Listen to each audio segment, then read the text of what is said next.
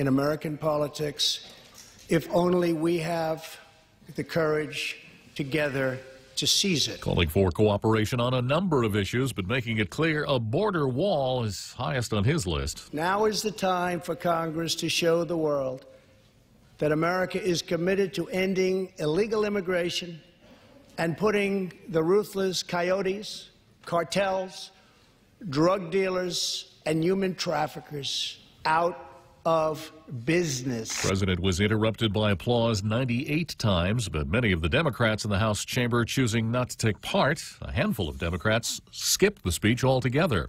In the official party response, strong words for the president. Former Democrat candidate for Georgia Governor Stacey Abrams taking aim at President Trump for the recent partial government shutdown. The shutdown was a stunt engineered by the President of the United States. Saying the president inflicted hurt on federal workers, also calling out the Trump administration for not doing more on gun control. This White House responds timidly while first graders practice active shooter drills. Also addressing climate change and racism issues, Abrams is the first African-American woman to deliver the official rebuttal. Fox's Tom Graham. The president also revealed details of his upcoming second summit meeting with North Korean leader Kim Jong-un.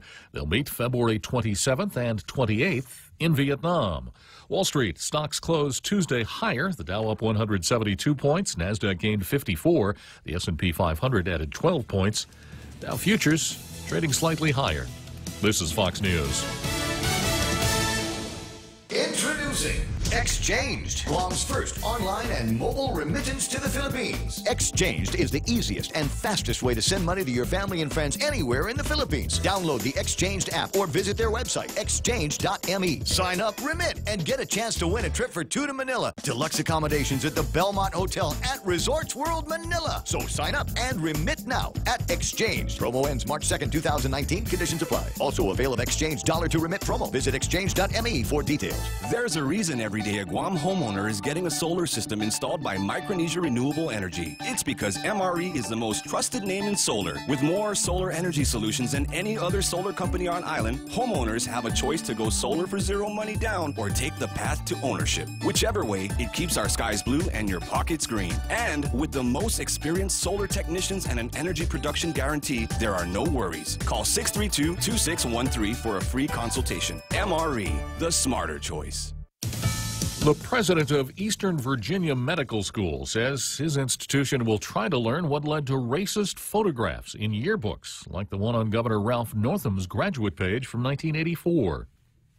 Richard Holman offered an apology for the photo and the pain it has caused. Particularly to the African American communities who were most injured from the pictures of the yearbooks and those pictures which have been circulated in the press over the last few days. Holman says the school has hired a law firm to work with an advisory board to look at the past culture that may have led to such pictures. They will have the authority to investigate any aspect of a VMS they believe is important. In the meantime, Governor Northam made no appearances on Tuesday and still defies calls for him to step down in the wake of the controversy.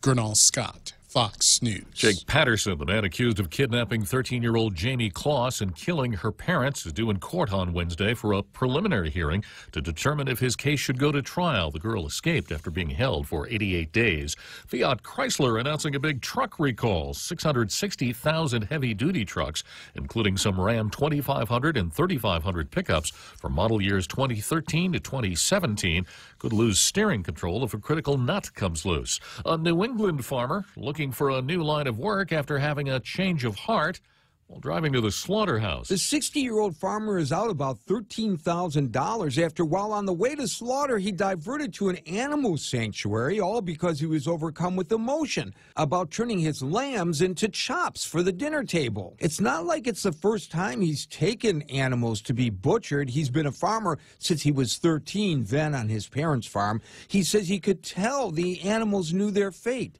and says he is now a vegetarian. That's Fox's Gary Baumgarten. I'm Jack Callahan. This is Fox News. Experience the Take Care difference. Take Care members can count on accessing a high-quality, credentialed network of on-island providers, including the convenient one-stop FHP Health Center and urgent care, access to an extensive off-island network of providers, and the island's largest offering of free fitness classes and health education programs. You can count on Take Care to deliver comprehensive, accredited insurance coverage and quality health care when and where you need it. Take Care. Our island, your health plan. Learn more at takecareasia.com. Here at Make-A-Wish, our Wish kids wish for all kinds of things. A lot of them involve traveling to faraway places. On Monday, February 18th from 6 until 10, we'll be holding an airlines mileage drive with me, Ray Gibson, on 93.3 The Point, to help us grant these travel wishes. So if you've got spare airline miles, you can donate them without any transfer fees. Your donation will go a long way, and so will our Wish kids. Welcome to Tall Tales with Bob Klitzkie, the only show on talk radio where common sense is a lot more common. Phone lines are now open at 888-TALK. That's 888-8255. And now, The Point proudly brings you Tall Tales with Senator Bob Klitzkie. And now, sitting in for the vacationing Bob Klitzkie, here's Daryl Taggarty. A well-regulated militia being necessary to the security of a free state, the right of the people to keep and bear arms shall not be infringed. Good afternoon. It's Wednesday, February 6th. This is Tall Tales here on The Point. I'm Daryl Taggarty, sitting in for the vacationing Bob Klitzkie. He'll be back in 29 days. That's the countdown. 29 days, and we will have Bob Klitzkie here once again to enjoy his perspectives and to host your perspectives here on Tall Tales. So we have the next couple of hours together. I had an article from U.S. News and World Report. And it was an article about gun control laws across the nation going into effect on the 1st of January. And somehow I didn't copy it. I didn't print it out. I do have it on my computer. Let's see if it's possible for me to bring this to you. It's very interesting. And it was something that was published the last day or two of 2018. Give me a moment here. If I can call it up on my machine, then I can help you see what it is I saw. And so, very interesting. The number and types of laws. Yeah, here we go. Okay. And the title is, for 2019, states launch new laws on gun ownership, sexual harassment, and more. This is from U.S. News and World Report, December 31st, 2018. And it covers nicely what it is that Bob Klitzkie focuses on early on in the show. So let's go through this. It's you're going to hear a bunch of touch points here. So let's hear this. New state laws taking effect in the new year will impact new mothers, consumers, pet owners, drivers, job seekers, and others. Susan Milligan, senior writer. Two of 2018's biggest news stories, the shooting at the Marjorie Stoneman Douglas High School in Parkland, Florida, and the Me Too movement, have driven 2019 policy as states across the nation implement new laws controlling gun ownership and cracking down on sexual harassment. Californians on Tuesday, this would be the Tuesday following the first of following the new year, right? 1st of January, will be subject to more than a dozen new gun laws, including a lifetime ban on gun ownership for those involuntarily committed to a mental health facility, as well as people found guilty of misdemeanor domestic violence against a current or former partner. In Oregon, legislators closed the, quote, intimate partner loophole by prohibiting convicted stalkers and domestic violence offenders from buying and keeping firearms. In Illinois, buyers of any type of gun, not just handguns, will have to wait 72 hours before being able to purchase a firearm.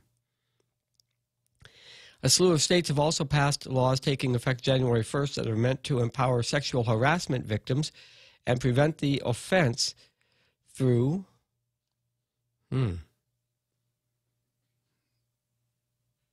something happened here. No, something happened here. I lost a paragraph here.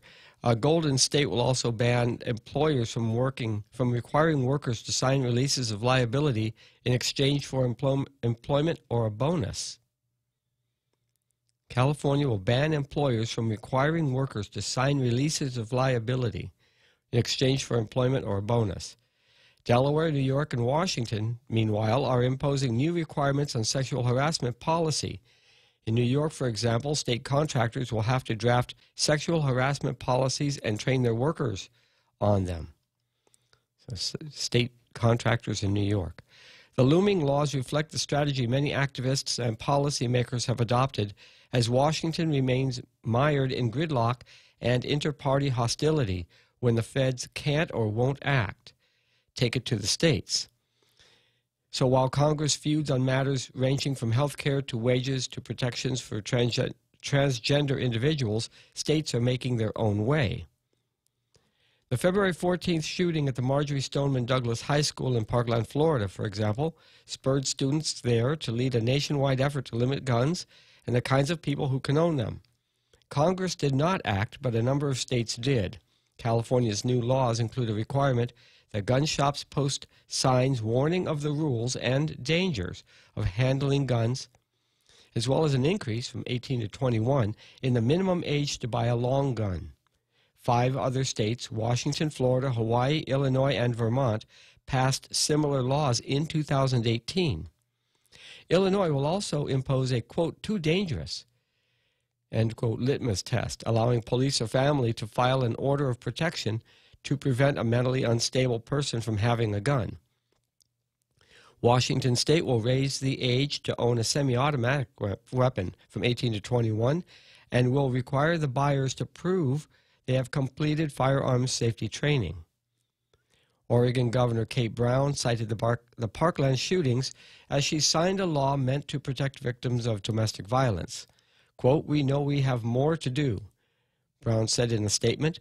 Quote, "It's long past time we hold the White House and Congress accountable. Now's the time to enact real change and federal gun safety legislation," end quote. Meanwhile, as congressional Republicans have successfully thwarted efforts to raise the federal minimum wage, $7.25 an hour, unchanged since 2009. More than 20 states will increase their minimum wages. The amounts range from pennies across the board. In Alaska, the minimum wage will go from $9.84 to $9.89 an hour, to more complicated and graduated plans. 8 states, Arizona, California, Colorado, Maine, Massachusetts, Missouri. Oh, boy, I missed again. Knew something. And somehow in the printing, it chopped off the bottom of the pages Oh well. And in New York State, which gave workers a wage hike New Year's Eve, the increase varies depending on local and the size of the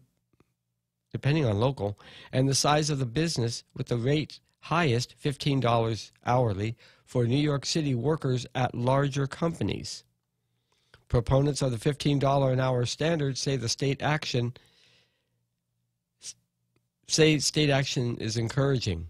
Quote, "When fast food workers in New York City demanded $15 an hour in 2012, success seemed impossible," says Christine Owens, Executive Director of the National Employment Law Project. But now state and employers are, quote, "recognizing that although the federal minimum wage has been frozen for 10 years, $15 is the unofficial law of the land, the minimum needed to keep the lights on and feed your family," end quote. Owens predicted that newer campaigns will call for hourly rates of $17 to $19. Other state laws taking effect January 1st affect a wide variety of people and products, including hunters. In Illinois, hunters will be able to wear blaze pink and not just the blaze orange during hunting season. Transgender people. In California, it will no longer be necessary to obtain a doctor's note before changing the gender marker on a California driver's license or state ID. And people can self-select male, female, or non-binary. In New York, on January 1st, people will be able to choose non-binary on their birth certificates. That's a neat trick.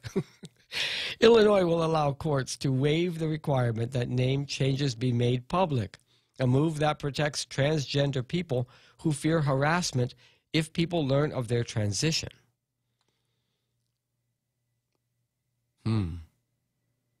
Okay. Parents in California, employers will have to provide a private place for nursing mothers to pump breast milk, and it can't be a bathroom. Okay, so there'll have to be a dedicated room for this, or location for this. In New York, public bathrooms must have diaper changing tables. This includes men's as well as women's restrooms. Consumers. In Florida, hospitals will be required to post standard patient charges online. In California, full-service restaurants can only provide a plastic straw if a diner asks for it. And restaurants with special kids' meals must make water or milk the default beverage, though kids can still ask for and get sugary drinks. Job seekers. In Connecticut, employers will not be allowed to ask an applicant's salary history. The practice is seen as one harmful to women, since early gender disparities in pay then get compounded with each new job. Pets. In Illinois, quote, reckless dog owners can have their pets taken away from them for 12 to 36 months for the first violation. In California, judges will be able to decide who gets custody of a pet after a divorce. Alcohol. In California, certain repeat DUI offenders will have to install an ignition-locking breathalyzer. Also in California, quote, cocktails of alcohol and cannabis cannot be sold. In Tennessee, wine can be sold on Sundays at certain hours except Thanksgiving, Christmas, and Easter. And in Utah, the permitted blood alcohol level for drivers is capped at 0.05%, the lowest in the nation, and a level that effectively means people cannot legally drive even after a couple of drinks. And the Beehive State didn't wait until January 1st. That law took effect the day before New Year's Eve. See what I mean? That was fun. It was fun to read. And sorry, for some reason, not all of the article printed on my or saved on my page. That was new laws for 2019 from U.S. News and World Report on the 31st of December 2018. And a lot about rolling back the Second Amendment. At some point, they're going to have to take a look at the Second Amendment and read it. Just for what's going on. Already getting some comments. Let's see. Yeah. Already getting comments this afternoon. Or is this, I don't know, maybe this is, yeah, there we go. Okay, yes, Richard Leon says, hello, Daryl. Where's every concerned second-class American citizen? Yeah, I guess, you got to feel it. You got to feel it. I've got a couple of articles I'm going to bring up a little later on. I found very, very interesting, and sort of developing this portfolio of material that's only come out in the last few years about political status, that touches on our political status. One of the reasons why decolonization and political status is is such a recurring theme, like a bad burp, is because we bump up against these kinds of limitations when we send somebody to represent us at Congress, when we have our elections, when a law is passed that we didn't vote on, or our representatives did not vote on, so we don't participate in the national laws that do things like change our tax structure to require us to pay EITC, even though we're not, even though the states don't pay their EITC, it comes out of a federal fund, and not having SSI. And so these are the constant irritants that remind us that political status is important. But only policy wonks and those who are paying attention to that aspect of news get involved. And people listen to the show. You have heard already about a district court ruling in Puerto Rico, Madero, the U.S. versus Madero, and moves for voluntary dismissal of its claims against Madero, arising from erroneous and excess payments under SSI. And the judge denied the motion of the United States for voluntary dismissal. I'm going to talk a little bit about this. Also, I looked up this judge and found that he had made a ruling back in 2008, so 11 years ago. Well, this ruling came out in May of last year. The one that we're talking about this morning, and I just cited to you. But in 2008, the very same judge made a ruling in the De Ponce versus Rulon. And this is a number of plaintiffs against the Secretary of Health of the Commonwealth of Puerto Rico. And in this ruling, the very same judge established that because of the way that Congress had passed a succession of laws concerning Puerto Rico was no longer fit the definition of an unincorporated territory. It had become an incorporated territory, and so laws should apply differently than to the unincorporated territories that are not intended to be part of the United States for permanently, like us. Like Guantanamo Bay. Guantanamo Bay is an unincorporated territory exactly like Guam.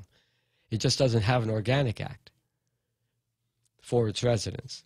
So that, also the 2017 article about territorial, I got it listed here, federalism. And I'm going to be going through this, yes, territorial federalism, because the PROMESA law that was passed by Congress to basically put the entire government of Puerto Rico under receivership of appointed financial and management audit types appointed by the United States, put their entire budget, all of their budget decisions and spending decisions under this federally appointed board. That was a reversal of those successive congressional extensions of Republican-style government in unincorporated territories. In one sense, those of you who are saying it can't happen here, it can happen here. Because PROMESA did it for the largest of the unincorporated territories. So we're gonna get into that a little bit later, but we have a number of items here on our calendar, and let's see, what other comments do we have already? Richard Leon, thank you very much for joining us so soon. And do I feel like a concerned second-class citizen? I'm just concerned for the nation, because I think the nation itself can be bigger than it is. It can be a better nation if it treated its territorial subjects better than England treated the 13 colonies. That's my opinion. And I think that those of us who are making noise about the difference in citizenship are seeking, deep down inside, seeking to perfect the American Union. We're not trying to overthrow it.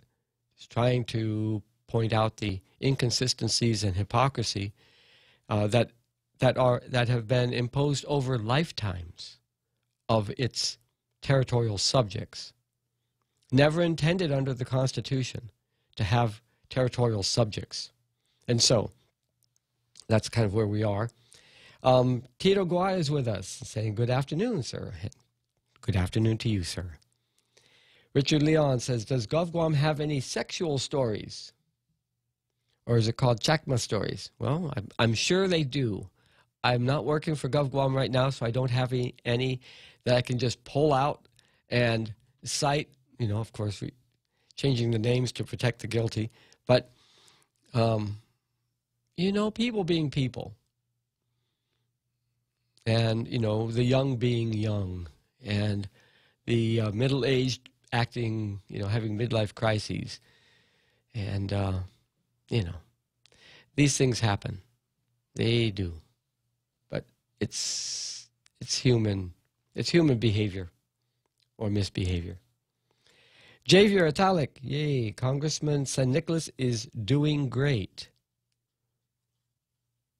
Is it making America great again? That's interesting. Thank you, Javier. Thank you for joining us this afternoon. Good to see your name here. John Dozier says, my goodness, nobody cares about this but the LGBT MNOP community. Cares about this. Yeah, some of the things I was reading about. You're right, about the changing tables or names convention. Yeah, maybe because California has so many, it has become an issue that has arisen to the importance of public policy. On Guam, we don't have so much in-your-face sexuality as in California, and to me, it seems like in California, you're really encouraged, if you are of a particular bent, to act artistically and creatively and expressively in the public sphere. And so it kind of rubs people who don't think that they should be a spectacle in public, causes them to react negatively. And so in Sacramento, they have got to have something to do. And so this is where they are trying to keep people from being at each other's throats out in public in the streets of LA and San Francisco. I don't think it's a problem in Fresno, but, you know, protection of minorities is a cornerstone of our democracy. Let's see. Well, those are the comments so far. Of course, you can call 888-8255 and get on the air with me if there's something on your mind. And, of course, tune in to or sign on to Facebook Live and we can have you on. Well, it's already closing fast on the bottom of the hour.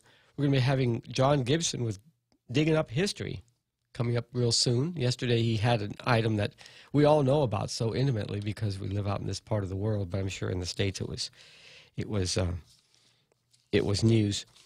Saw something in the Post. We will get to Daimia Katni, but after John Gibson. I noticed that the president has nominated a former energy lobbyist to head Interior. And we'll also talk a bit about the appointments and the apparent brouhaha or kerfuffle over the role of Madeline Bordallo in Washington, D.C. on behalf of the governor of Guam. But we'll do that in another little while after we hear from John Gibson. Real Joe, are we ready to go to our break yet? Yeah, let's go ahead and have our break now, and we'll come back with more Tall Tales with Daimia Katni. John Gibson, Digging Up History. How a simple farm boy from Kansas became the first American to discover a new planet. That story after this. Let's talk heirloom sheets and towels from Redland Cotton in Alabama. First, the family farm growing the finest cotton in the world. The spinning, the looming, every step made in America, right down to the cutting and sewing. Sheets designed from a long-lost 1920s weave. The softest, most comfortable, longest-lasting sheets you've ever slept on. The Redland family dedicated to America and linens you'll treasure. Check out redlandcotton.com for America's linen. redlandcotton.com. Clyde Tombaugh was working on his father's farm in Kansas. It was 1928, and the farm boy had a passion for the night sky. He explored the stars with a homemade telescope. He made sketches of the planets, sent them to the Lowell Observatory in Arizona, and won himself a job. The founder of the observatory had noticed something was affecting the orbit of the planet Neptune and assumed it was a yet undiscovered planet. He set young Clyde Tombaugh on a mission to find it. Tombaugh compared thousands of photographs until he noticed a speck of light that moved slightly from one photo to the next. And there it was, the new planet. Then a worldwide naming contest, and a young girl in Oxford, England, came up with the name, the planet Pluto.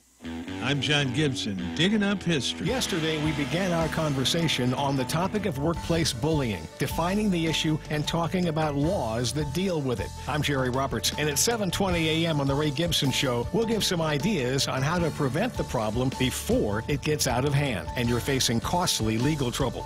You can find daily transcripts of The Extra Point at guamtraining.com. Tune in every weekday morning at 7:20 for The Extra Point with Jerry Roberts, brought to you by Guahan Insurance Services and First Hawaiian Bank on 93.3 The Point.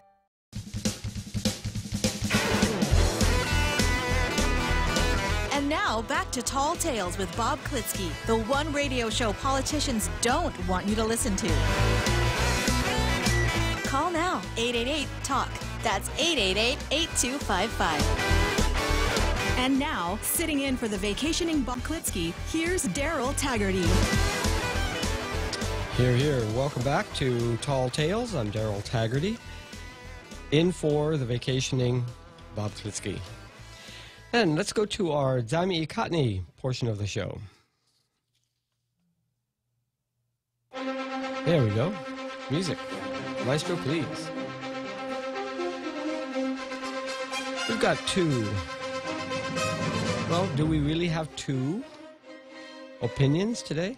Yeah, for some reason, I don't know, did I run out of paper in my printer or something? But I don't see these editorials. But I do have an editorial from the Pacific Daily News, which is right out of USA Today.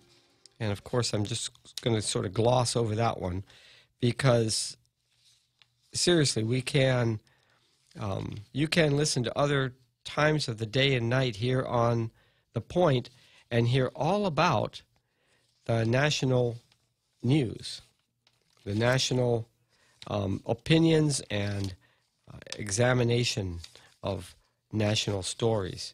And so I'm not so interested in this. But PDN today had a lacking border plan, the name of its editorial. And there are three questions for the president's pitch. What exactly would $5.7 billion buy? How long would it take to build? And would it accomplish what Trump promises? Having to do with the border wall, of course.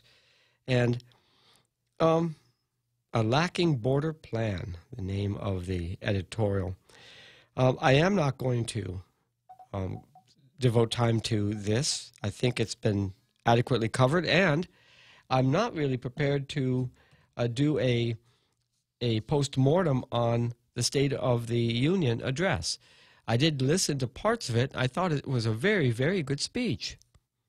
Now, if we could only see some consistency from the president, from whatever he says to whatever he does subsequently. That's really the test. Sure, anyone can say what the state of the island, of the nation is. What matters is whether there is effective leadership on these issues. So I'm really not going to consider a lacking border plan from USA Today as fitting subject for discussion here on Tall Tales. But the Guam Daily Post editorial for today is a call for common sense, not a criticism. So they're saying this is a call for common sense. This is not a criticism on their part. In effect, they're backing off from well, they're being nice. So let's hear what it is the Post editors have to say. Former Guam delegate Madeline Bordallo has been generally perceived as an outstanding and, for the most part, effective voice for Guam in the U.S. Congress for more than a decade. But when she was resoundingly defeated in her re-election bid in August of 2018 by newbie Senator Michael Nicholas, as some of his detractors call him, newbie, that was a signal from voters that the community wanted to give a new Guam delegate a chance. Bordallo has had a lengthy record of government employment, including first as a local senator, then as a lieutenant governor, and then member of Congress. With the new administration of Governor Lou Leon Guerrero and Lieutenant Governor Joshua Tenorio, however, Bordallo has been hired to perform a role as the Leon Guerrero-Tenorio administration's liaison in Washington, D.C. She gets to stay in Washington with a different title. I'm going to do something here.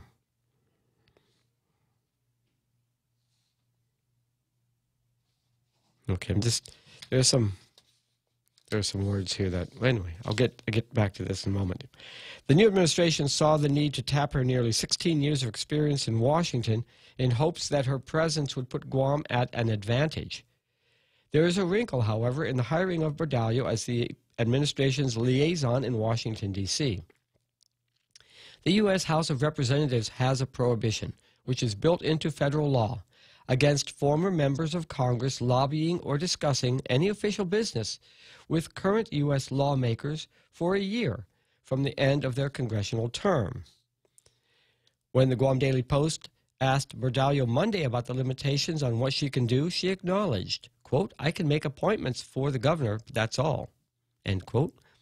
And quote, My job means that I keep the governor abreast of what's going on in Washington, and I make arrangements when she travels here to Washington, whether it's limousine, hotel reservations, whatever the case may be," she said.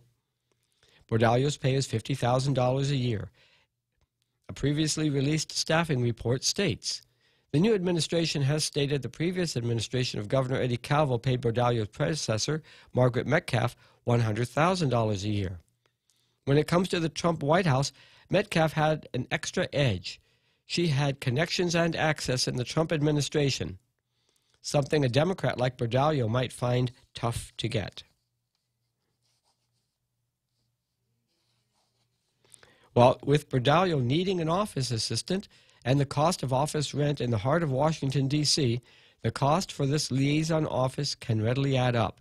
Some have argued Guam could have used this money for other essential Guam needs, such as filling in some of the shortages in the police department. While there's no question Bordallo had the connections and seniority in Congress, it would have been wiser for the new administration to wait until Bordallo no longer is subject to the one-year cooling-off period from discussing official matters with her former colleagues and other Congress members. This isn't a criticism of Bordallo or the administration. It's merely a call for common sense to apply here, something many of the voters who put the new administration in office or voted for others would appreciate. Maybe the new administration would appreciate constructive feedback, too, especially this early in its term. I've been circling certain words in this article, starting out with newbie. Give a new Guam delegate a chance. She gets to stay. Metcalf had connections and access in the Trump administration, something a Democrat like Bordallo might find tough to get. It's merely a call for common sense. And maybe the new administration would appreciate constructive feedback.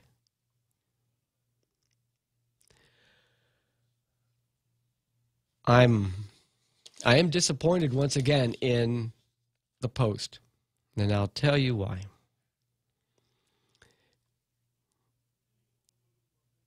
If we think that voters, the ones that made the difference in the Democratic primary, were interested in giving a newbie a chance, well, let's see what he can do. We already know what this one does, but let's see what this other one does. It's a really shallow way of analyzing the motivations of voters. Motivations of voters, there are a number of issues that have actually gone back to Mr. Wompat's time, that have been grappled with by every delegate. Wompat, Blas, Underwood, and Bordallo. It's just the same issues over and over and over again.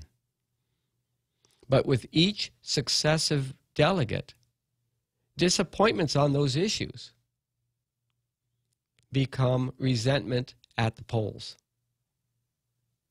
Believe me, I've been watching this stuff since 1973.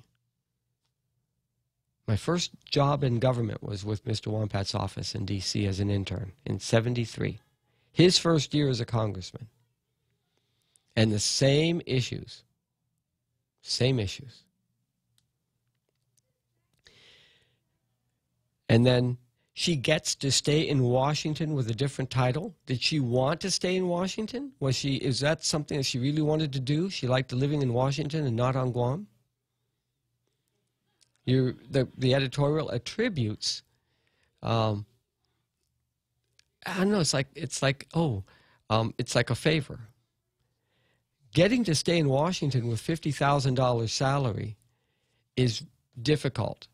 She's basically being paid $50,000 for her time, but it's certainly not a living wage in Washington, D.C.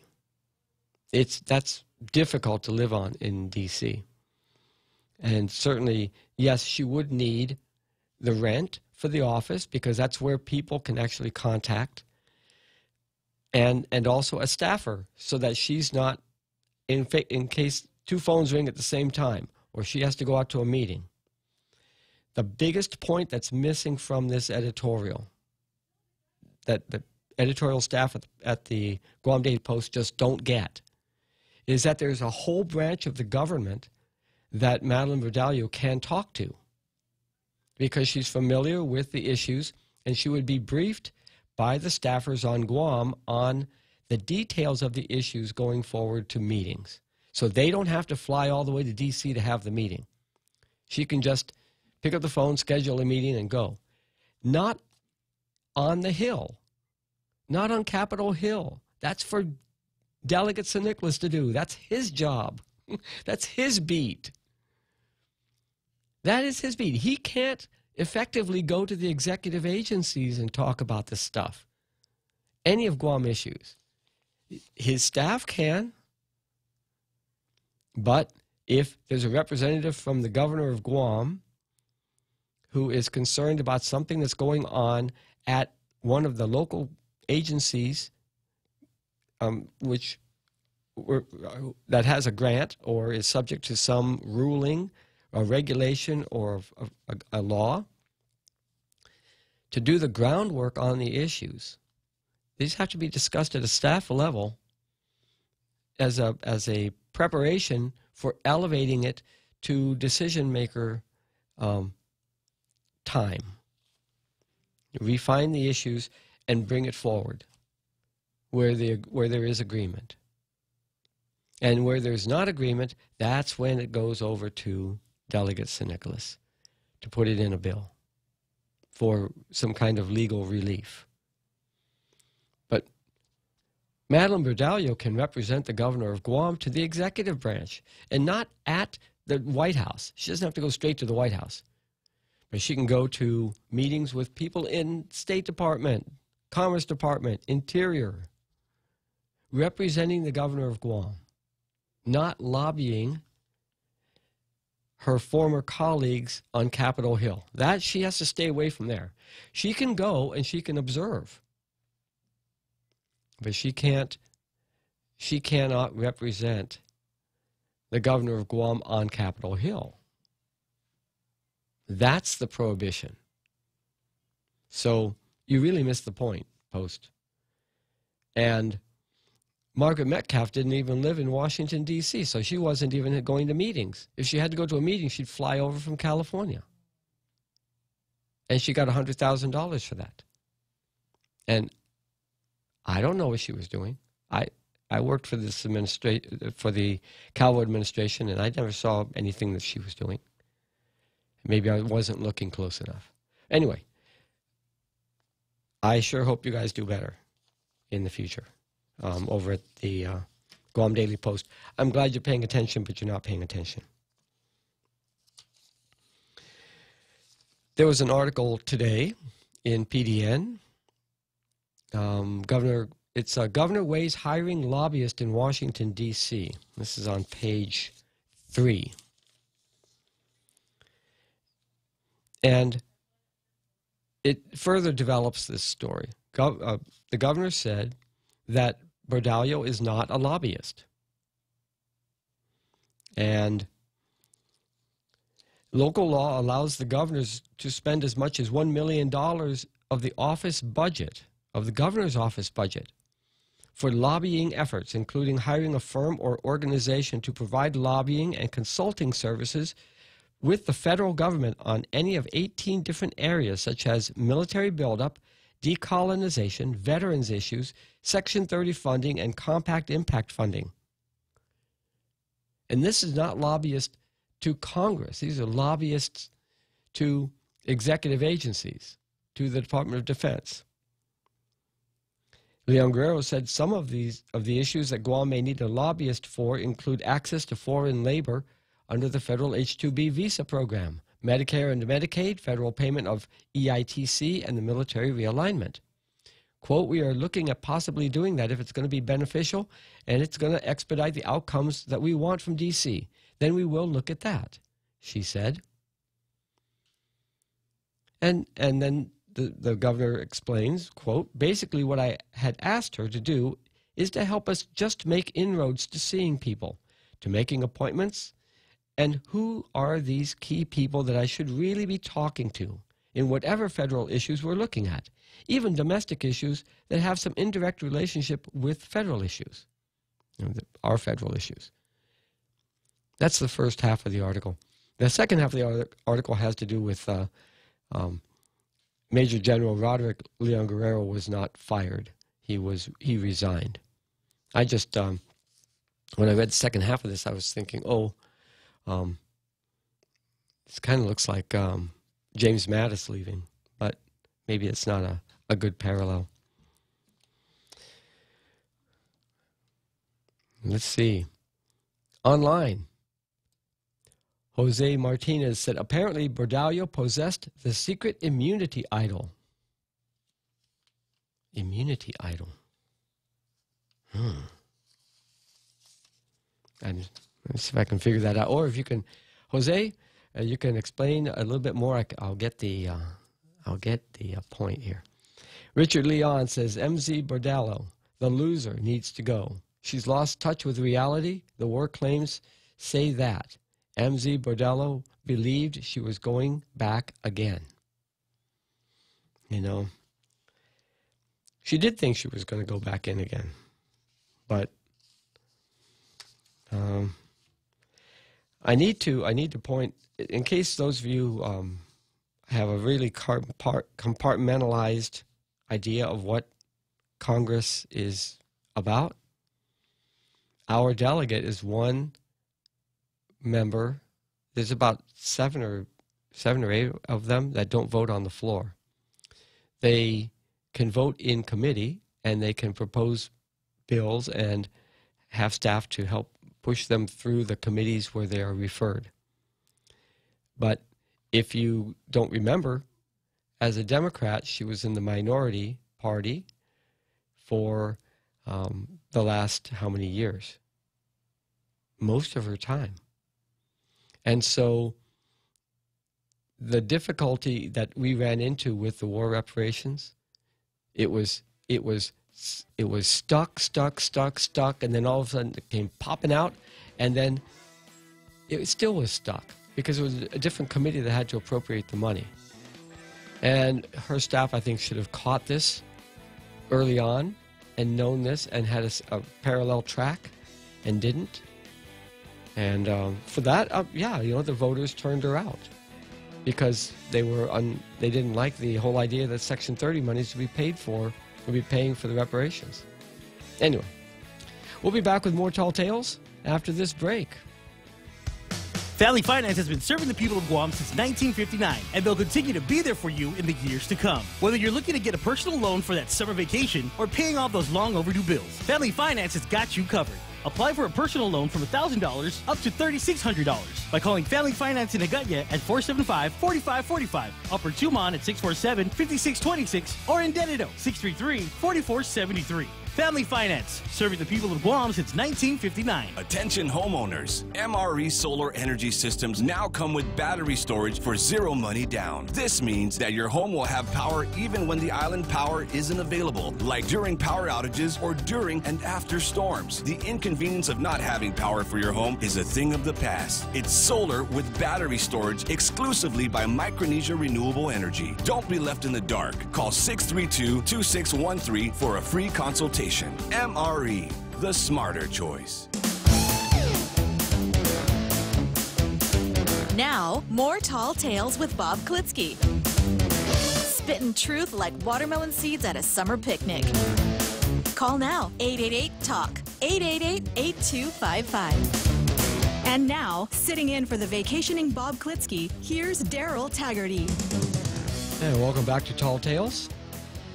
Before the break, we were talking a bit about how it works in Washington, and the whole thing going on with the value of whoever we send over there. We sent an excellent educator and articulate representative, Robert Underwood, and he was walking through the same muck and resistance, not because he was a Democrat, but just because he was a territorial representative. He had the same problems that Ben Blas had and that Antonio Wonpat had. It was frustrating.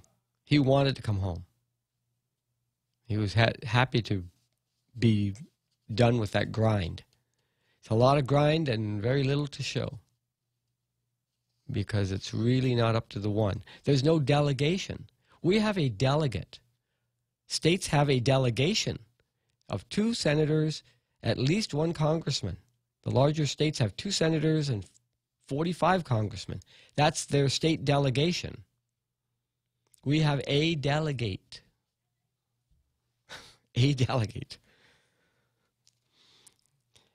In today's Guam Daily Post, there's an article by Luella Lucinio.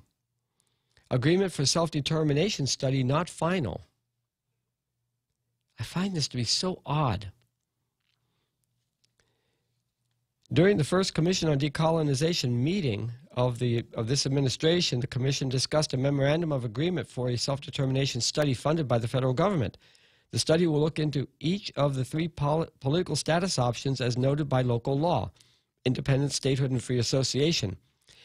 This is the interesting part. The Commission received around $300,000 from the Department of Interior in 2016 for a, quote, Guam Self-Determination Community Educational Outreach Program, end quote. The outreach program was in preparation for a plebiscite on the political status options. The plebiscite was initially planned for 2018, but it didn't take place. About $100,000 was slated for the study. You may recall that we didn't do it ourselves. We didn't do our own study. We didn't throw it open to the proponents for each of the status options to do their own studying and their own campaigning. We asked the Department of Interior to fund the proponents And they've been lining up. Because I was trying to get something through that meeting when I was at PBS. I was trying to get an educational program going that we would produce out at PBS Guam for the amount of money that was already appropriated locally, about half of what was appropriated locally that had not been spent. And that was turned down. Instead, they went to Interior and asked for $300,000. And to date, it's not spent. Anyway, this has been going on for decades. Move forward and then don't do anything. Move forward and then don't do anything. Melvin Wampat Mora, the Commission's executive director, co-facilitated the first meeting. He has been a member of the Commission since 2016. He himself sat on the Commission. And now he's working for the Commission as an employee. And then the University of Guam Regional Center for Public Policy takes the lead in the study. Jesse Kanga, representing the UOG Regional Center for Public Policy, provided an update on the MOA. He said the Commission, under the previous administration, sent the MOA to the Office of Attorney General for a review on the legality of the document. The grant funding expires this fiscal year. The governor said they would have to request an extension from the Interior Department. Leon Guerrero said, the result of the self-determination study is critical in shaping the initiatives of the Commission. Quote, my impression is we need this study before we can even move forward in any kind of educational awareness program. The information that we are going to get from here is the very key to the educational program that we have to provide for the people of Guam, she said during the meeting. Senator Therese Terlahi, who was recently appointed as the Speaker's legislative representative to the Commission, said it is appropriate that the Commission determine exactly what the deliverables are going to be and when they're expected. Terlahi said the study is important in assisting the Commission develop a more organized strategy before attending the meetings at the United Nations. Give me a break. They don't know their position. They haven't studied the options. They don't even have an agreement for the people who are going to study the options, the academics. And we had political education back in 1980. It was done by under contract to the government of Guam, and it was dreadful because it was education for the option that the government wanted supported. And so it wasn't a valid educational campaign, and it should have been a political campaign. And so I just find this so interesting sometimes. We have a couple of minutes here. Well, not even a couple, like 1 minute. And when we come back from the halftime show, we'll get into finding out who is David Bernhardt, who has been nominated to be Secretary of the Interior, the department that oversees U.S. public lands like Guam and like the Indians and the wilderness areas. How about that? We'll come back and we'll talk about David Bernhardt and what it's all about. You can take a look at the article on Guam Daily Post on page 14. Stay with us here. We'll be back after the halftime break here on Tall Tales.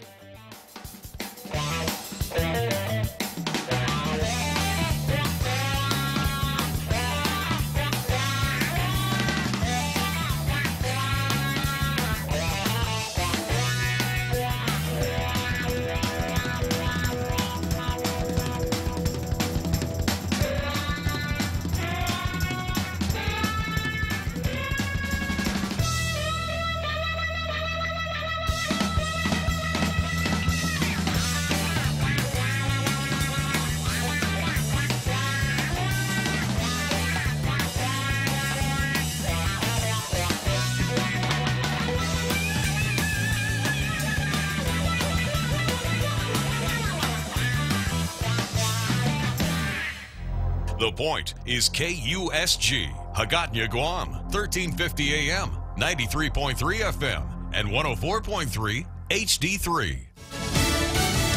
Reaction to the big speech. I'm Jack Callahan, Fox News, touting accomplishments and calling for cooperation. President Trump offering his State of the Union message Tuesday evening. Fox's Jill Nato, live in Washington.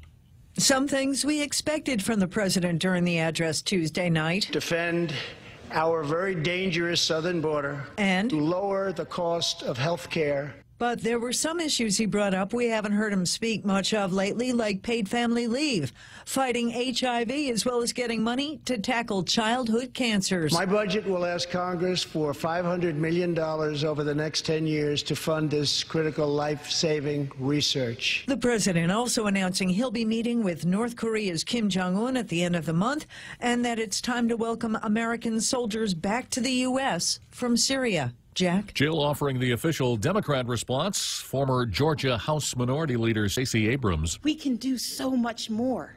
Take action on climate change. Defend individual liberties with fair-minded judges.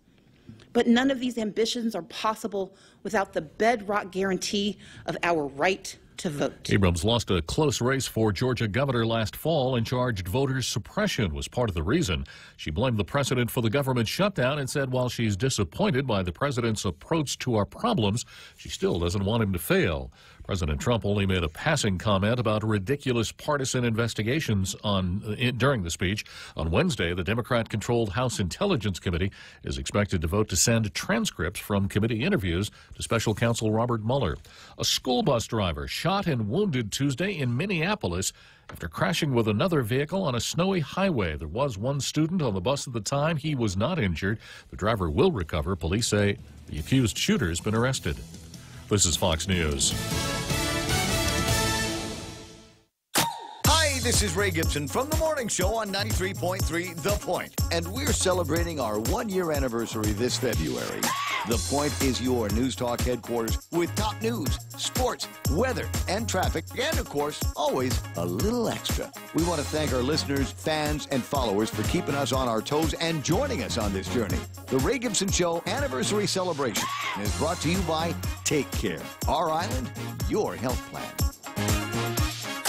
Here at Make-A-Wish, our Wish kids wish for all kinds of things. A lot of them involve traveling to faraway places.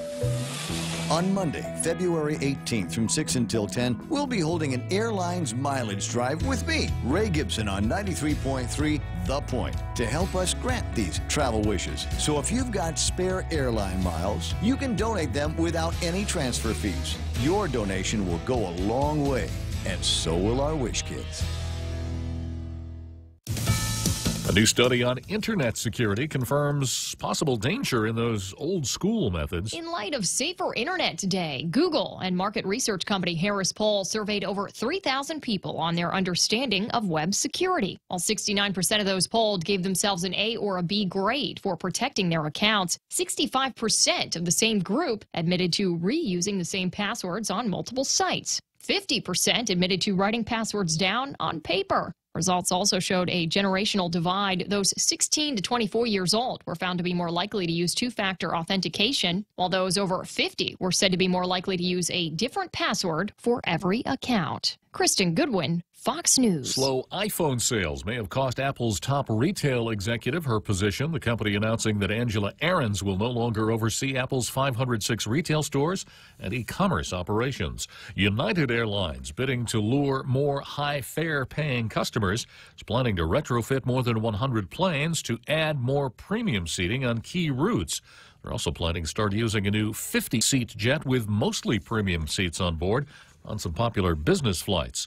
For the second time in 4 months, a big sports celebration in Boston Tuesday. A little Ozzy Osbourne to kick off the New England Patriots victory parade yesterday through the streets of Boston. Thousands lined the parade route to cheer on the team's 6th Super Bowl win in franchise history, coming Sunday over the LA Rams 13-3. Plenty of viral moments came up throughout the festivities. You could have spotted a shirtless Rob Gronkowski chugging from a bottle of wine. Patriots owner Robert Kraft was sporting a large chain gifted to him by rapper Meek Mill. There was also the group of fans who helped to push an ambulance out of the mud along the route, as well as a couple of fans who got a little aggressive with one another, brawling on a Boston sidewalk. And of course, the rarest sight of all, the Bill Belichick smile. Fox's Matt Napolitano. I'm Jack Callahan. This is Fox News.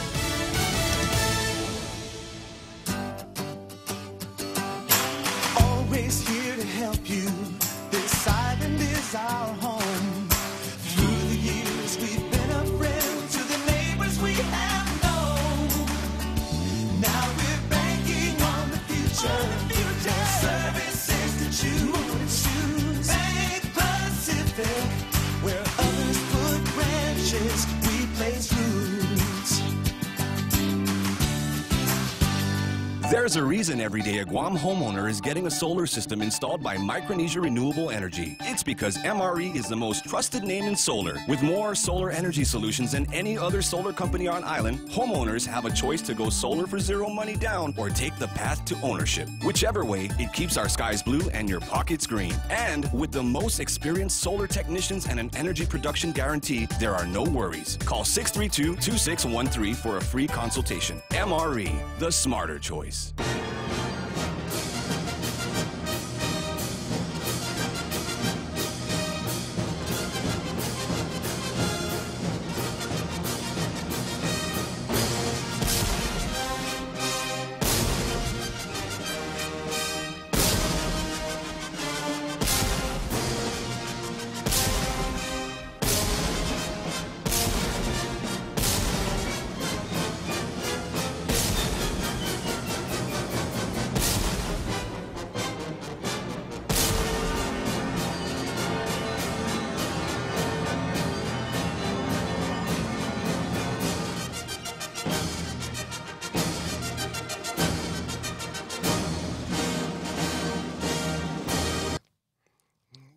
The performance of Madeline Bordallo as Congresswoman and also now as potentially an office manager and representative of the governor of Guam, and also lobbying that can be, it's already provided for up to $1 million in the governor's office budget, already there. It can already be spent. And so if you're thinking about saving money, you can save it a number of ways. One way to save it is not even have an office in D.C. and just spend money on travel. Just send people over. Or you can pay $250,000, $500,000 for a law firm to make the phone calls and write position papers and refine the arguments for your staff here on Guam.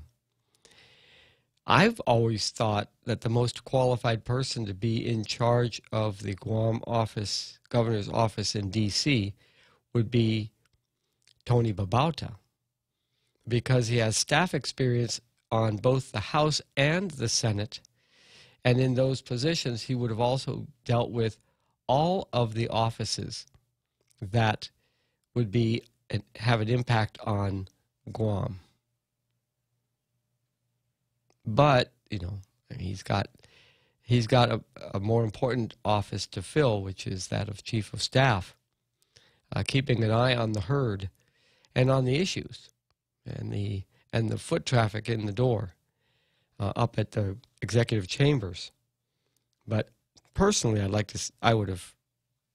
that would be a place where, and maybe he doesn't want to go back to D.C., and he'd have to make $100,000 a year in order to survive. Take a look at the experience of the last person who held that office before Margaret Metcalf, and that was Jay Rojas. And Phil Leon Guerrero, the talk show host opposite me over at K57. Jose Martinez says, this is very interesting. A lot of issues came up during the campaign, but nothing about the problems Bordallo was having with war claims. We asked Carbolito why, and then he cites a KUAM story from yesterday. Bordallo knew war claims needed fix since last July. Even if she knew that it needed the fix, that fix would have to go through the congressional channels, and there was no way for San Nicolas to know whether that was already in motion or not, And whether she was going to win or lose the primary, she would still have 4 months for such a bill, appropriation bill, to make its way through the Congress. Now, maybe the question really should be, was there one filed? What was the effort made to rectify the problem of having an authorization without an appropriation? So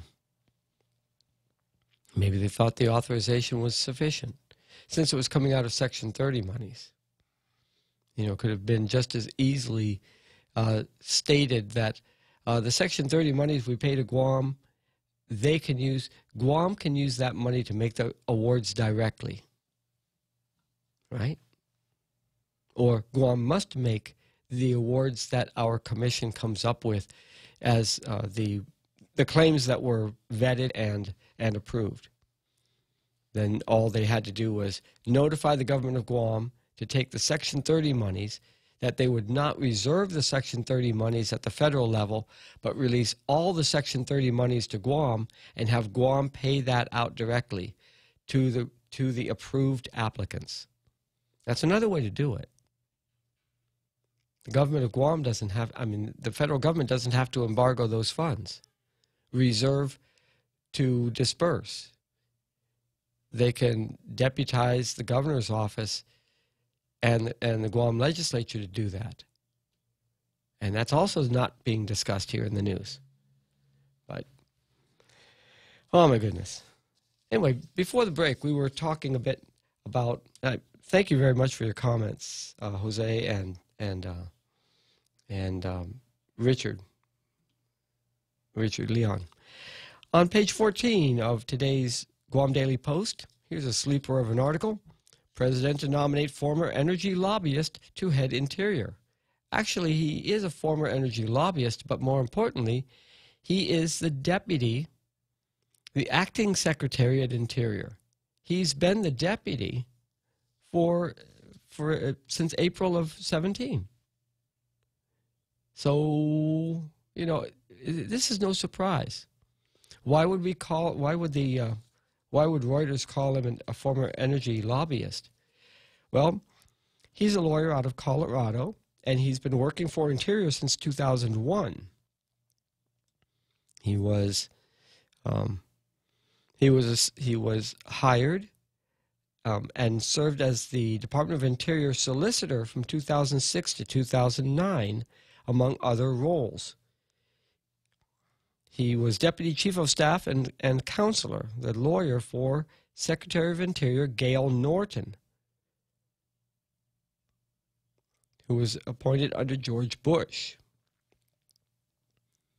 in 2001. He was also United States Commissioner to the International Boundary Commission for U.S. and Canada.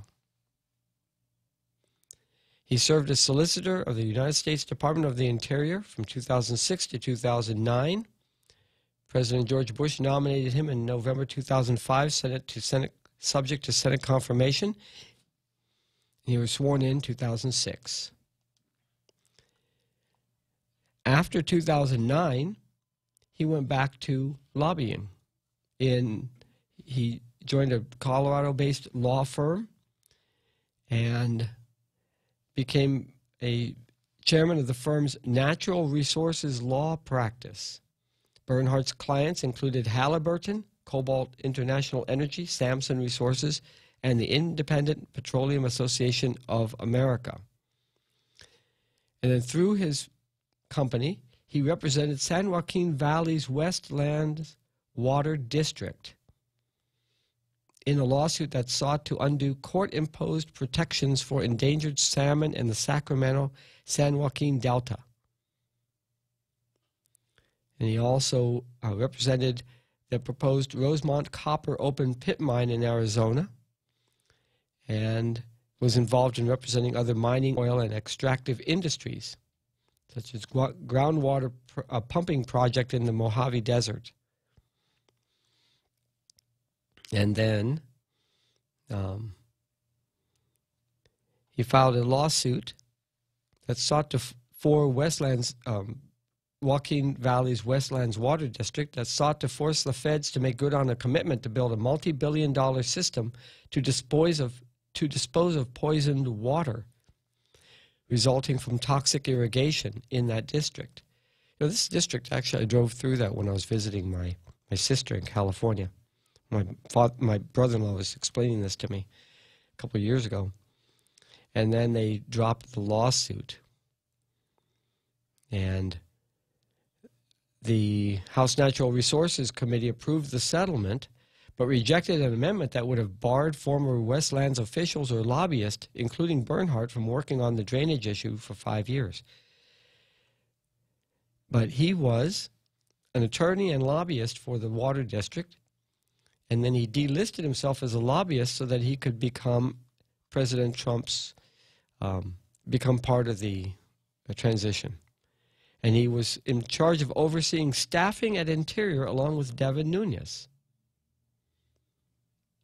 And then in April of 2017, President Trump nominated Bernhardt to be the U.S.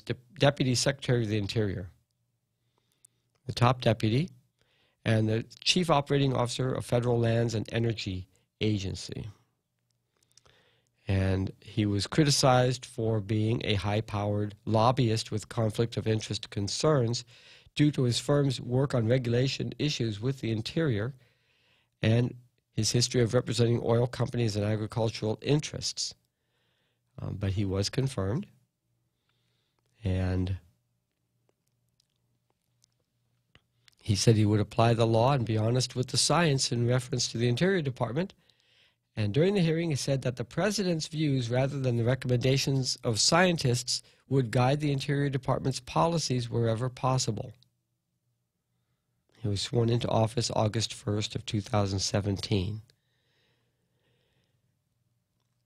During his tenure as Deputy Secretary and Acting Secretary, the Department of Interior has substantially increased fossil fuel sales on public land and embarked on a program of deregulation. And so that is from the Wikipedia page of David Bernhardt, Free Encyclopedia, acting U.S. Secretary of the Interior, now appointed to be the new Secretary of Interior following Zinke, who is out. In the article, it says that Ann Navarro, a former Department of Interior official who served in the Obama and Trump administrations and worked closely with Bernhardt, said he is a rare lawyer's lawyer who prepares thoroughly for meetings, often being the only one in a room to have read full environmental assessments of projects and plans. Born on August 17, 1969. And so we'll be hearing more about David Longley Bernhardt in the future. That's presumably our next Secretary of Interior. We may be talking about him coming out here to Guam. That's possible. And so, let's see if there's any more comments by our Facebook. Nope, not. Again, our telephone number here, 888-8255. We have Bill Watch. There are 3 bills that have been filed recently. And one of them, let's see, they are 34, 35, and 36. Bill 34-35. I thought I had it here, but apparently, again, it got stuck in the printer. No, here it is. They're really small. 2-page bill. Senator Rigel, the only person signed on to this proposal, would change the residency requirement for medical cannabis business, the ownership of a medical cannabis business, required to be 51% of legal residents of Guam who have maintained continuous legal residential address or addresses on Guam for a period of no less than 3 years. He would change that to 1 year and exempt the entire restriction from any person or association of persons applying for a license to laboratory test cannabis. So this is to change the requirements for testing lab. Section 2 also says that people who are seeking a license to work in a medical cannabis business, again, no more than 1 year needed, but then the section is amended not even to apply to anyone applying for a license to laboratory test cannabis. That's the proposal by Senator Rigel. Continuing our bill watch, Bill 35-35, Senator Tulahi, by her lonesome, is noting that there is $16 million needed for local matching requirements for Medicaid, Child Health Insurance Program, and Enhanced Allotment Program to pay claims through the end of this fiscal year. And this does not even account for claims that have not even been submitted to public health yet. And this is in the findings. And because of the matching requirement, 55-45, there's $61 million still available to Guam. And then that's for this fiscal year. Next year, we're on our own. But how did this number of millions of dollars escape the scrutiny, the awareness of the senators of the 34th Guam legislature? How did the medical bills of this dimension, this scale, escape the budgeting process? Did our costs just jump miraculously? Or they just weren't on the radar? Or they were conveniently stuck off to the side? And as Ray Gibson was saying this morning, does it feel like every time you open an envelope, there's a new, or open the paper, there's a new bill, invoice for services stuck in there? This is, if you take these costs that were not included in the budget, so the budget could be balanced, so they could pass a budget and say, we've done our part, pat ourselves on the back, let's go campaign. But lying to all of us because the bills were coming due, we knew the rate of the usage of medical facilities. This is just nuts. And this is just, we need the money, locally appropriated funds, in order to do the match for the federal funds. And there are no federal funds. There's no pot of federal funds available for next year. This is a one-time deal. These are the funds that we were supposed to have been spending in the pilot program if we had accepted Obamacare. This already would have been working through our medical care industry here on Guam. And then we would have, for fiscal 2020, had to come up with our own way of financing medical care without the help of the federal government. And so Bill 35-35 proposes that in case there are any excess taxes collected, windfalls that are individual taxes, corporate taxes, withholding taxes, interest and penalty revenues, business privilege tax revenues in excess of the amounts projected to be collected in the general fund 12-month revenue budget, The sums are appropriated $15 million, up to $15 million, to public health as local matching requirement for Medicaid program for fiscal 19. And that the Department of Administration is required to report such excess revenues not later than 5 days after receipt of such funds. So if we collect money, it'll go straight to Medicaid, Medicare. That's Bill 35. Bill 36 has the same legislative findings and intent, but it has to do with excess or additional Section 30 funds that were not part of the appropriation in the current year budget bill.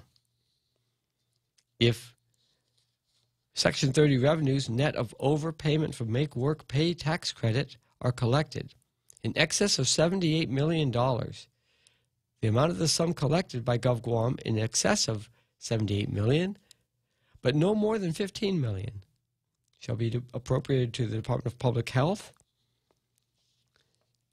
and the amount of the sum collected by the government of Guam in excess of that amount, but no more than $15 million, again, shall be appropriated to the Guam Memorial Hospital for its capital improvements or to purchase medical equipment.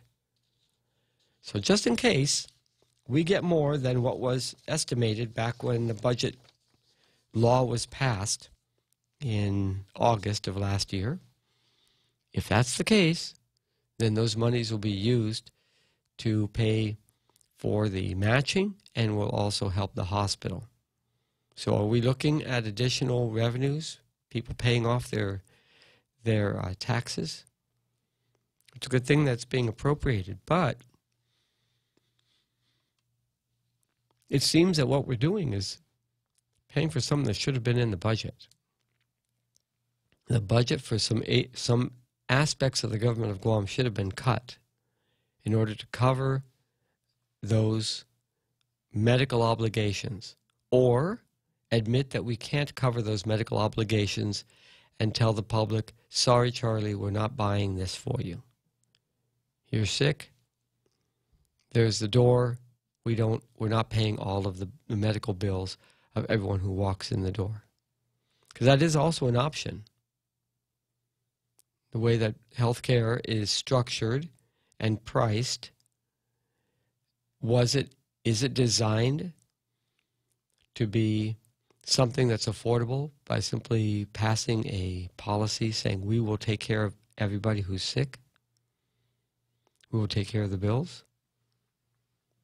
I don't think it's structured like that, but it doesn't seem to have any limits.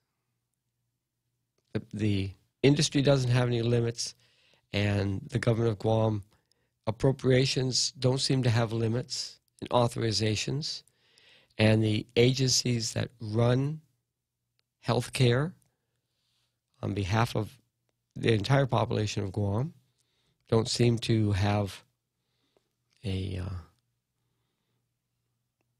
they're not explaining very clearly what they need. It's like, okay, yeah, we didn't know about this before, but I think we need the same $45 million that we asked you for last time. That's what this looks like. It looks like, oh my goodness, we're going to, we need another $45 million this year. How do we ever get into this position? But, and it's been kind of going on year after year after year.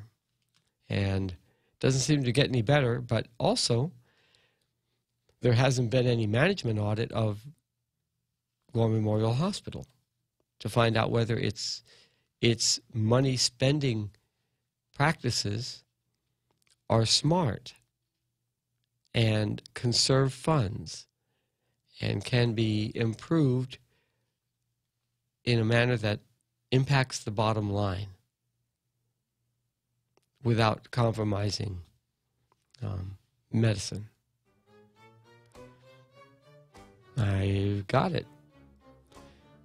It's just about 5:30. We're going to take a break here for our 7th inning stretch. Looking for your comments on Facebook Live and also looking for your comments on the telephone. 888-8255. Give us a call, and we'll be coming back in just a few minutes with more Tall Tales. Experience the Take Care difference. Take Care members can count on accessing a high-quality, credentialed network of on-island providers, including the convenient one-stop FHP Health Center and Urgent Care, access to an extensive off-island network of providers, and the island's largest offering of free fitness classes and health education programs. You can count on Take Care to deliver comprehensive, accredited insurance coverage and quality health care when and where you need it. Take Care. Our island, your health plan. Learn more at takecareasia.com. Valley Finance has been serving the people of Guam since 1959, and they'll continue to be there for you in the years to come. Whether you're looking to get a personal loan for that summer vacation or paying off those long overdue bills, Valley Finance has got you covered. Apply for a personal loan from $1,000 up to $3,600 by calling Family Finance in Agutya at 475-4545, Upper Tumon at 647-5626, or in Dededo, 633-4473. Family Finance, serving the people of Guam since 1959.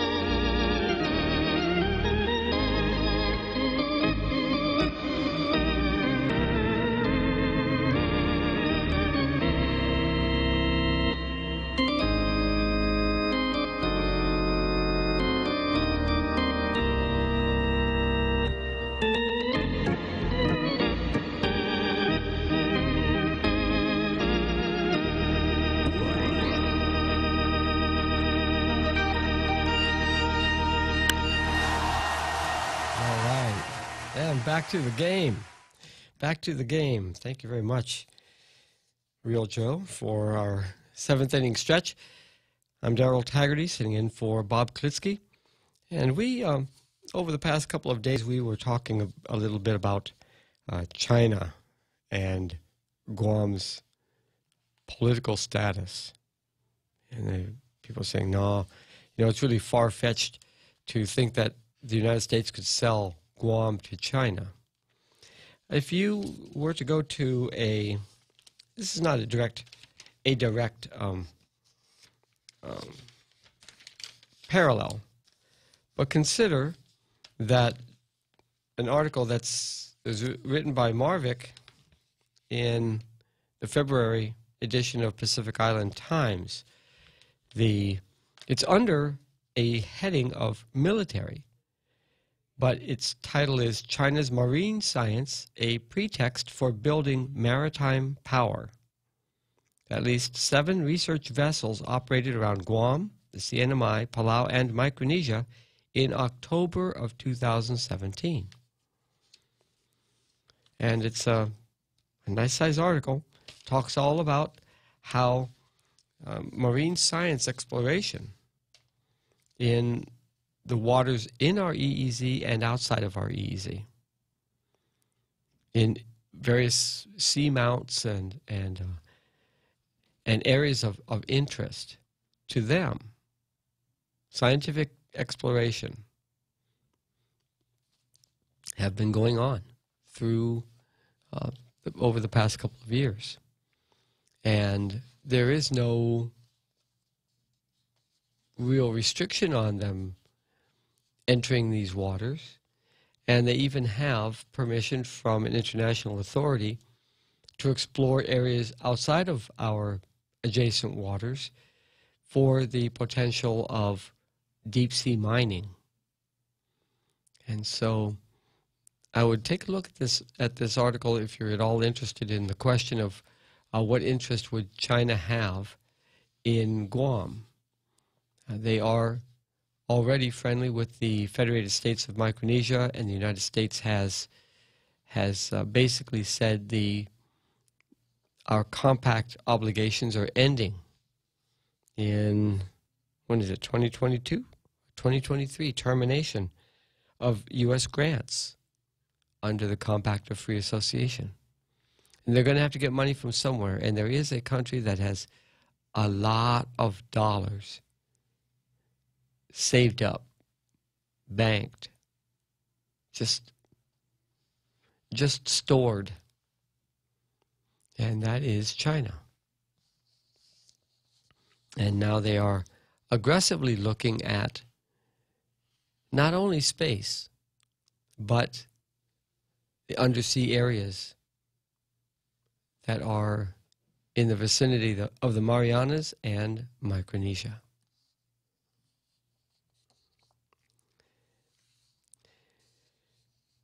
I told you earlier in the show that I had pulled down a ruling from, pulled down the opinion and order of a case the United States brought against Jose Luis Vallejo Madero. The United States was asking Madero to repay the money that he received in SSI payments that he was eligible for in New York, but that he had continued to receive at a Puerto Rico address for some years when he moved from New York to Puerto Rico. And they were seeking to recover like $23,000, something like that. And the U.S. government then abruptly changed its mind. Instead of trying to pursue the recovery of the money, they moved for voluntary dismissal of its claims. And the judge, in his opinion and order, he took a look at this and said that, this is the bottom line, the United States voluntary dismissal raises the prospect that the United States might be trying to abandon its chosen forum in response to what it might perceive as a serious setback. The court will not allow the United States to avoid judicial review of an unsympathetic topic using jurisdictional pretexts. Therefore, the United States motion for voluntary dismissal is denied.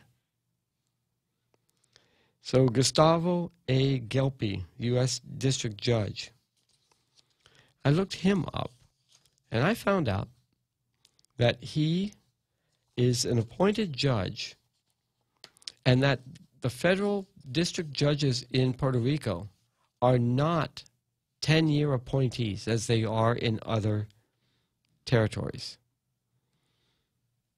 They changed it so that the federal courts in Puerto Rico are lifetime appointments of judges, just like in any other district in the United States. These are not subject to a term limit. And so there's a discussion of this. He wrote an opinion back in 2008, and it's De Ponce et al. Versus Johnny Rulan, Secretary of Health of the Commonwealth of Puerto Rico. So this was ruling in October of 2008. And it had to do with Medicaid wraparound payments. And that the Secretary of Health said that the Attorney General was representing the Secretary of Health, contends that the Medicaid wraparound statute as applied to Puerto Rico is unenforceable. He argues that the statutory provision violates the Constitution's spending clause insofar as the numerous amendments in the Medicaid statute have significantly altered the way the program works. At the time the Commonwealth elected to participate in the Medicaid program, it could not have foreseen the devastating economic consequences resulting from statutory directives it is now unable to comply with.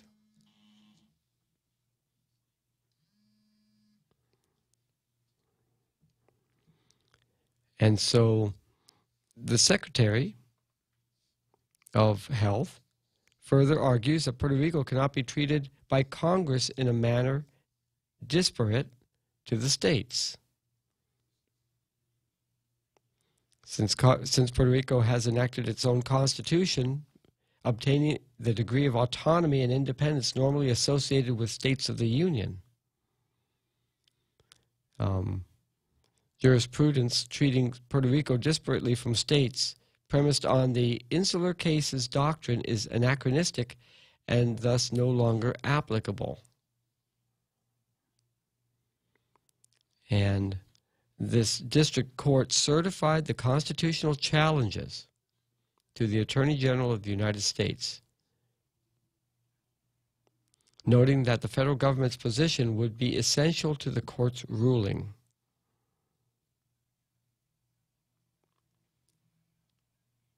And so, taking a look at this article, what makes it so interesting is that the bottom line of the article is, although Congress has never enacted any affirmative action such as, quote, Puerto Rico is hereby an incorporated territory, its sequence of legislative actions from 1900 to present has in fact incorporated the territory. Congress's sequence of legislative actions from 1900 to present has in fact incorporated the territory. And it lists the sequence of laws passed that extend the benefits of representative government, Republican government, to the residents of Puerto Rico in a manner that's similar to preparing a territory to become a state.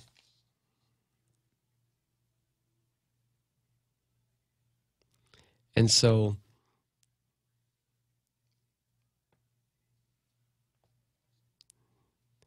in enacting Law 600, I'm trying to see what the date was of Law 600, Congress indicated that the bill does not commit the Congress, either expressly or by implication, to the enactment of statehood legislation for Puerto Rico in the future, nor will it in any way preclude a future determination by Congress of Puerto Rico's ultimate political status. The United States has never made any promise to the people of Puerto Rico or to Spain, from whom Puerto Rico was acquired, that Puerto Rico would eventually be admitted to the Union. This was in 1950. Such statement tracks language in Balzac, a case, to the effect that if Congress ever intends to incorporate Puerto Rico so that it becomes a state, it shall do so, quote, deliberately and with a clear declaration of purpose. And the opinion concludes, the issue for statehood for Puerto Rico is not before this court. As mentioned at the outset of this opinion, the issue here before the court pertains exclusively to civil rights and not status politics. May Congress, by allowing Puerto Rico to remain in limbo between a mere territory and a state indefinitely versus temporarily, preclude the Constitution from applying to the United States territory and citizens residing therein.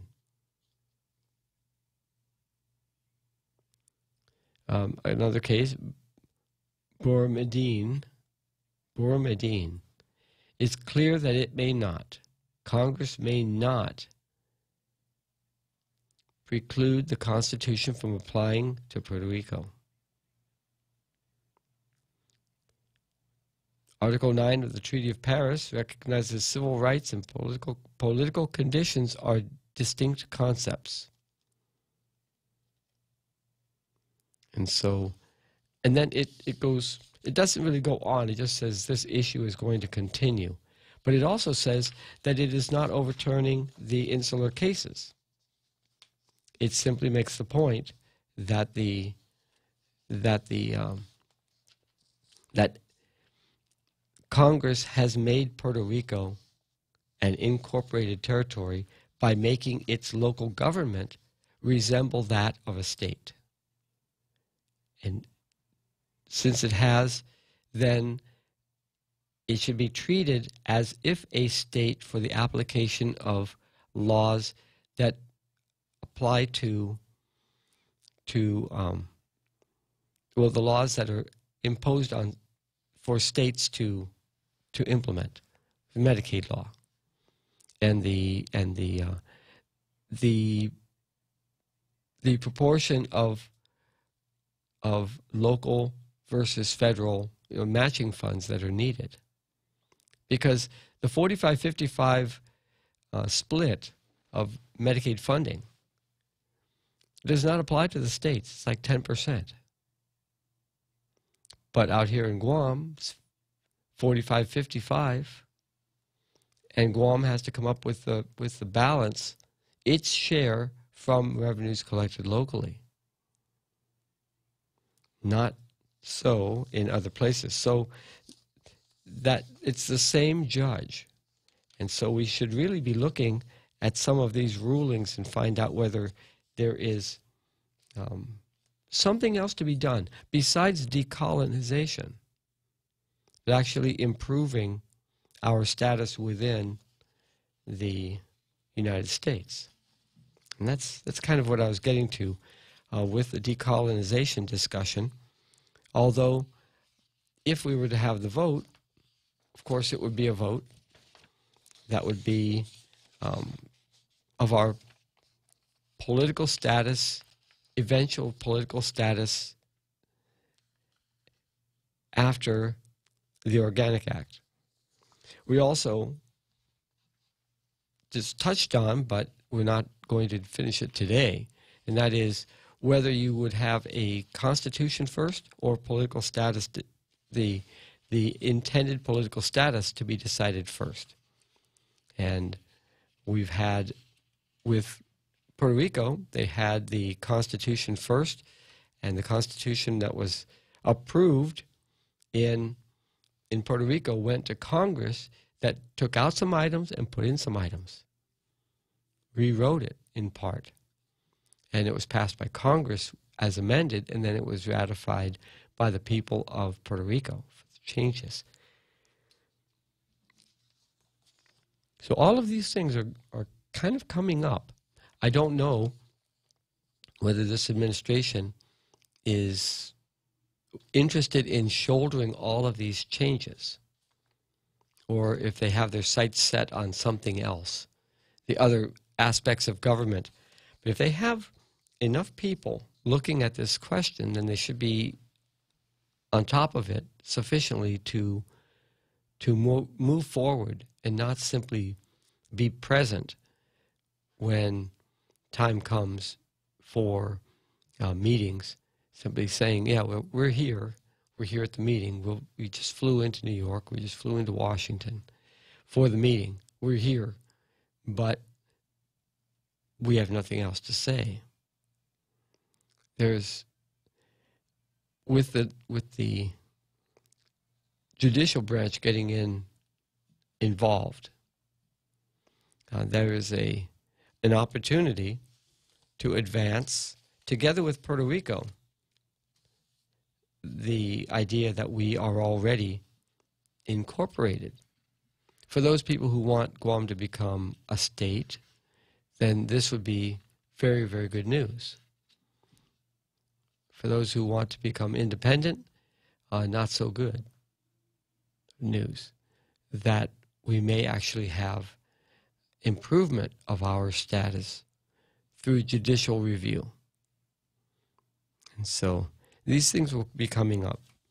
I had read to you from Leibowitz's book, Defining Status, about how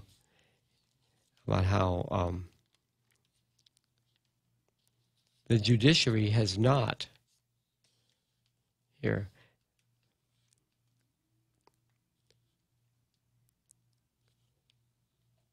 there has never been a judicial decision overturning federal executive branch action with respect to the territories. So it's not just Congress. It's actually the President citing national security and imperatives of the Department of Defense positions. I hear it, you hear it too. There's some music reminding us that it's time to take a break here, and we'll come back with more Tall Tales after this. Introducing Exchanged, Guam's first online and mobile remittance to the Philippines. Exchanged is the easiest and fastest way to send money to your family and friends anywhere in the Philippines. Download the Exchanged app or visit their website, exchange.me. Sign up, remit, and get a chance to win a trip for two to Manila. Deluxe accommodations at the Belmont Hotel at Resorts World Manila. So sign up and remit now at Exchanged. Promo ends March 2nd, 2019. Conditions apply. Also avail of Exchange dollar to remit promo. Visit exchange.me for details.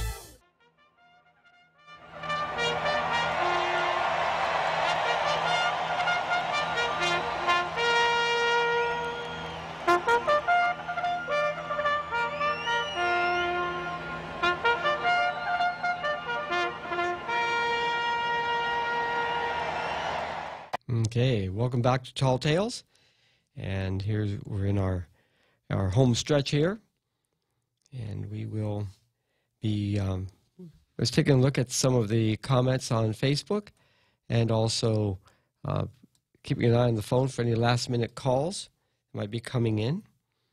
You know, we don't have to be at each other's throats in order to get some of this work done that has been festering for decades. We simply have to move forward with what it is that we want. What is it we want?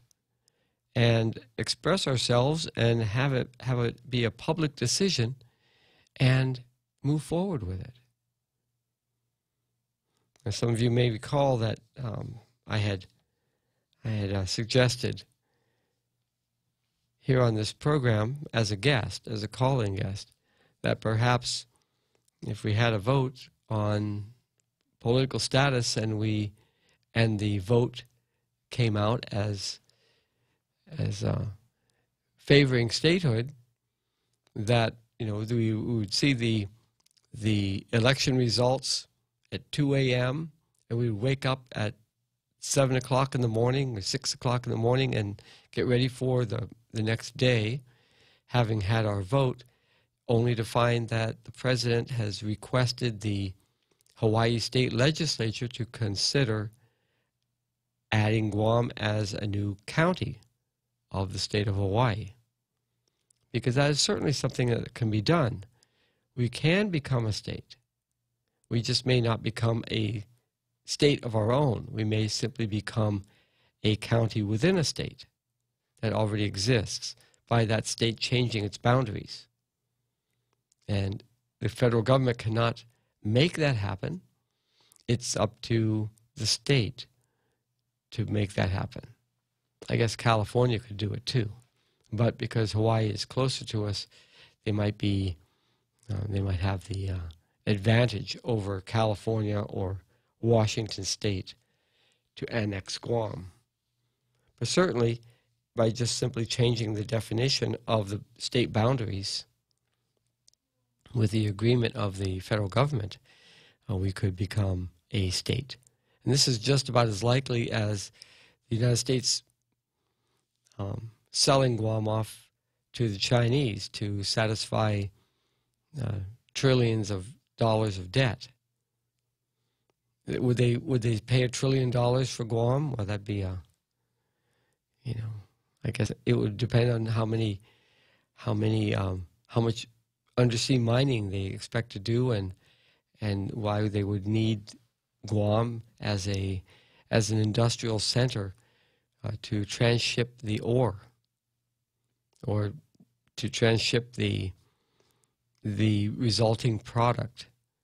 Maybe they'll do the ore on ship and then just put the spoils back down on the seabed through some kind of a long tube, pump it up and pump it back down after extracting the important minerals in the ship.